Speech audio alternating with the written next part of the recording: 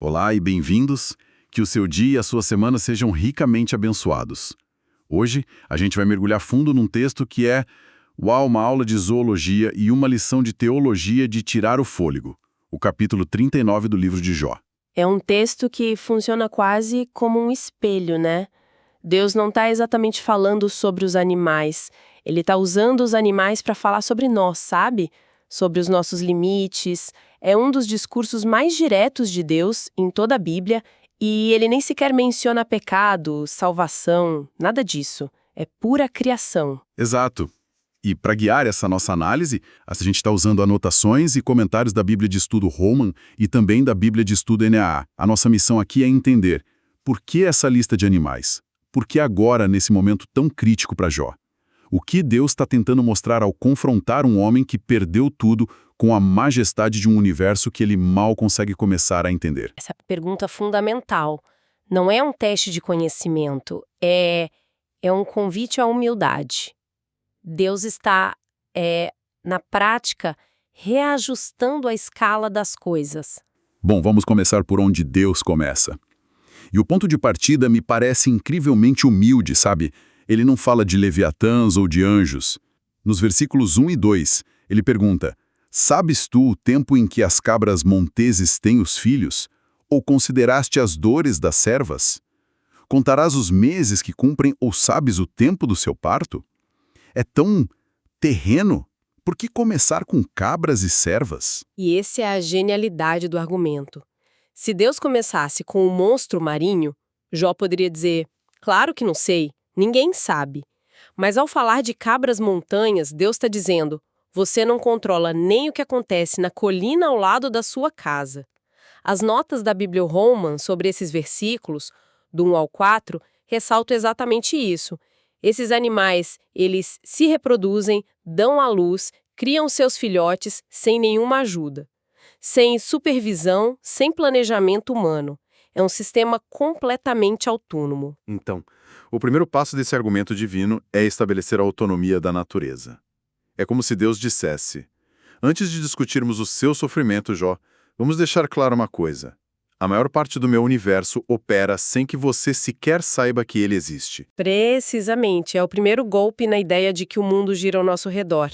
E essa ideia de autonomia fica ainda mais explícita e eu diria até um pouco desafiadora com o próximo exemplo, o jumento selvagem. Ah, sim. O texto diz nos versículos 5 e 6.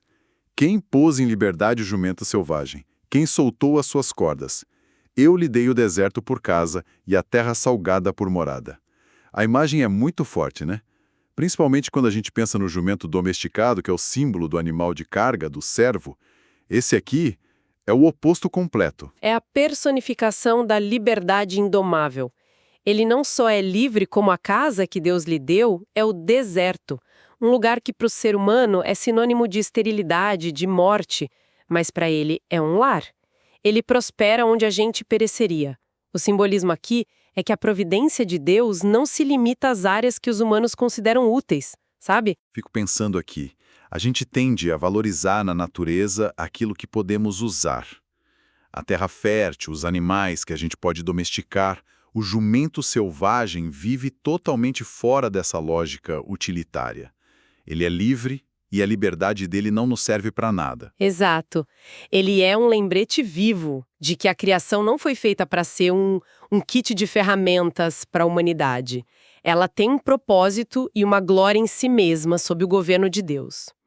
É uma declaração radical de que o ser humano não é a medida de todas as coisas. Ok, então a base do argumento está posta. A natureza é autônoma e, em grande parte, indomável. Mas aí a conversa sobe de nível de uma forma Impressionante, né? impressionante.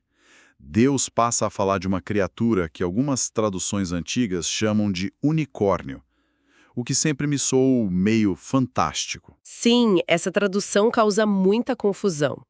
As notas de estudo, tanto da Na quanto da Holman, são bem claras ao explicar que a palavra hebraica, reem, se refere, muito provavelmente, ao boi selvagem. O auroque. O auroque pensa num touro, mas muito maior, mais rápido e incrivelmente agressivo. Era um bicho que os reis assírios caçavam para provar a bravura deles. A nota da Holman até menciona que o rei Senaqueribe se gabava de ter a força de um rei. Então, quando Deus pergunta a Jó, lá nos versículos 9 e 10, quererá o boi selvagem trabalhar para você? Por acaso você consegue prendê-lo ao arado com cordas? A pergunta é quase um sarcasmo. É como perguntar: Jó, você acha que consegue colocar uma coleira num tanque de guerra e usar ele para arar seu jardim? Exatamente essa imagem. Se o jumento selvagem representa a liberdade que não pode ser usada, o auroque representa o poder que não pode ser contido.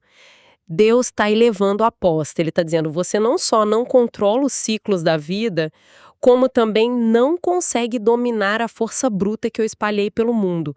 A distância entre a capacidade humana e o poder na criação é um abismo, é um checkmate em qualquer pretensão de controle.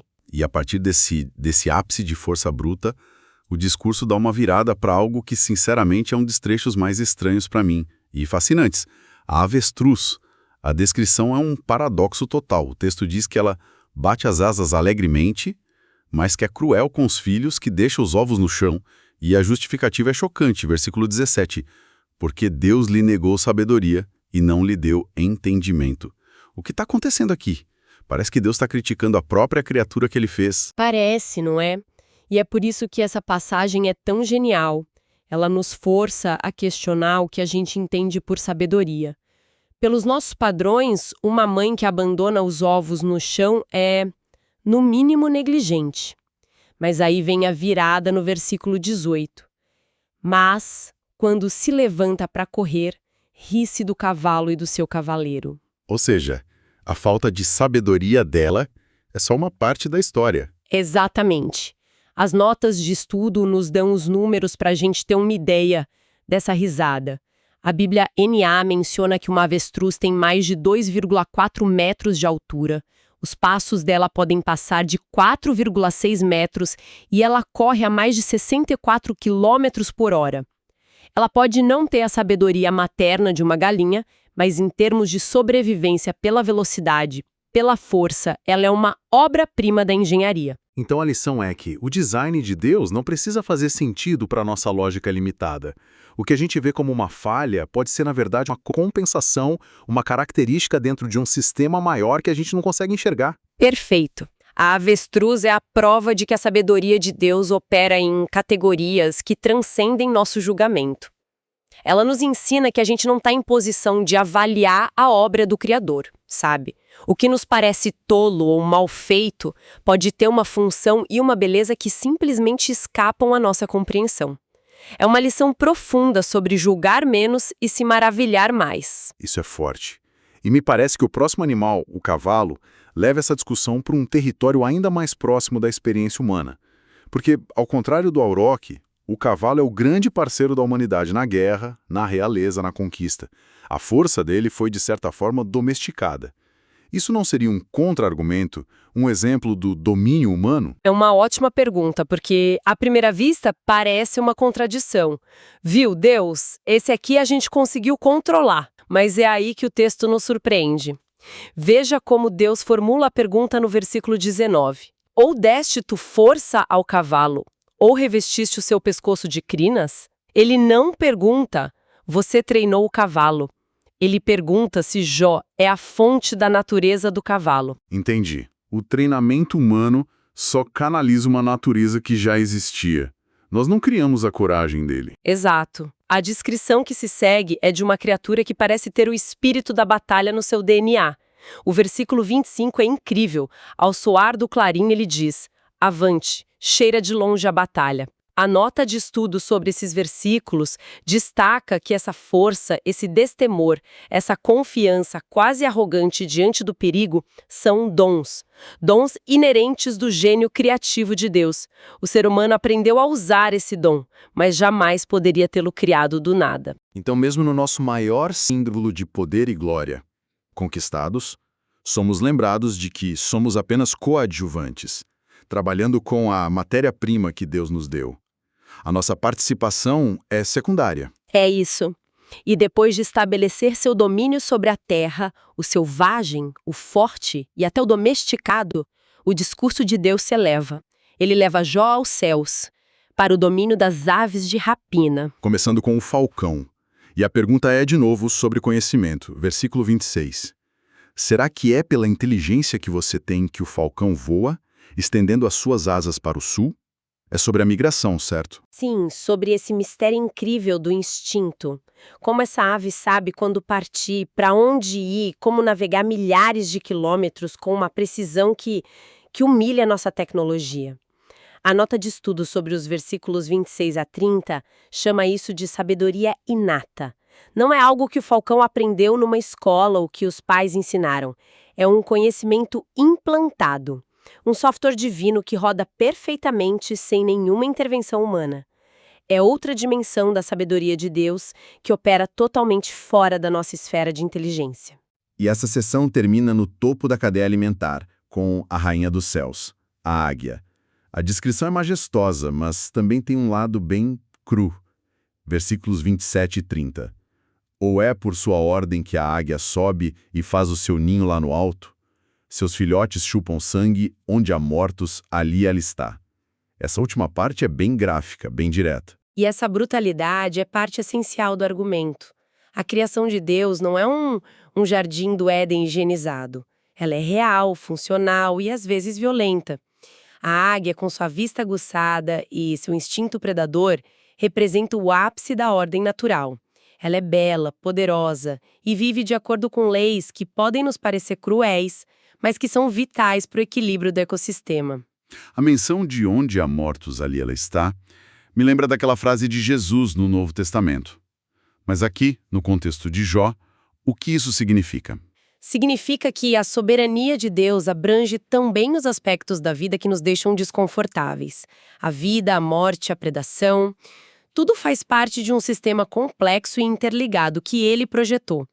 A águia, lá no seu ninho inalcançável e na sua busca implacável por alimento, é o exemplo final de uma criação magnífica, autossuficiente e que responde apenas ao seu Criador, não a Jó ou a qualquer ser humano.